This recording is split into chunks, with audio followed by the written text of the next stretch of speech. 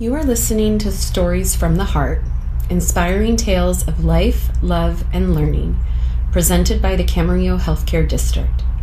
In this episode, Sherry Call shares a deeply personal story about her mother's declining zest for life and the journey toward accepting her mother's heartfelt decision to let go.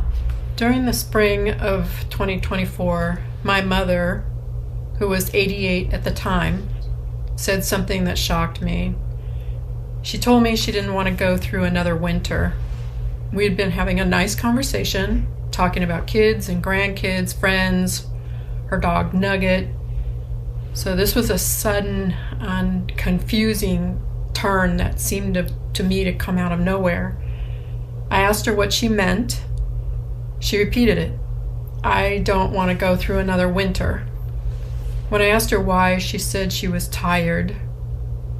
I asked her what the solution was, thinking it would be something like, I need to get more sleep or find out how to sleep better at night or something like that. But she said, I just don't want to be here anymore. And I remember asking her very directly, so are you telling me you want to die? And she said, yes. I was stunned, but I'm the oldest kid, a registered nurse for nearly 53 years, a calm person in emergencies, and I was my parents' go-to for whatever they needed, whenever they needed it. But I still was not prepared for this. At the time, I didn't know how seriously to take that conversation. She was in relatively good health. She lived in her own home with her husband of 56 years and her dog. She had a large family. We visited very often. She was working on her autobiography, and she had her 90th birthday coming up. When I reminded her of all of that, she just nodded and said, well, I guess I should just take each day as it comes and be grateful for the things that I have. And so I kind of thought she'd moved past it, but and she didn't bring it up again. But over the next couple of years, Mom finished her autobiography. She self-published it. She was incredibly proud of that book. And she did it because she felt it was important for future generations to know about her story and also about where they came from and who their people were. And she thought history mattered for many reasons.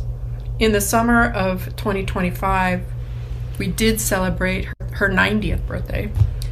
And family came from all over: Washington State, San Diego, Los Angeles. And we had a beautiful party for her. And she talked for weeks afterwards about how special it was for her and how she loved seeing family members that she hadn't seen in years. And after her birthday, though, she began spending more and more time sitting in one specific chair in her living room. And I noticed she was moving less and she was eating less. And then she fell, and we had to hospitalize her for a few days. And while she was there, she started telling me again she didn't want to be here anymore, that she was tired and that she just was done trying. I asked her about depression. She said she wasn't depressed. I asked her about seeing a social worker. She refused. I asked her about clergy. She refused. And I made sure my sister and nieces, who were there every day at the hospital with me, heard Mom say these same things, because frankly, I didn't want to be alone in hearing this and being part of the decision making or the advocacy for Mom. I wanted to support her wishes, but it was depressing and frustrating for me too. It was just so hard. I talked to her at length with my family, but in the end, I knew it would be up to me to help her through this. So a hospice consult was done, but she was deemed too healthy to qualify. She didn't have any significant health issues. She went to rehab for 1 month where she worked with therapists to get stronger.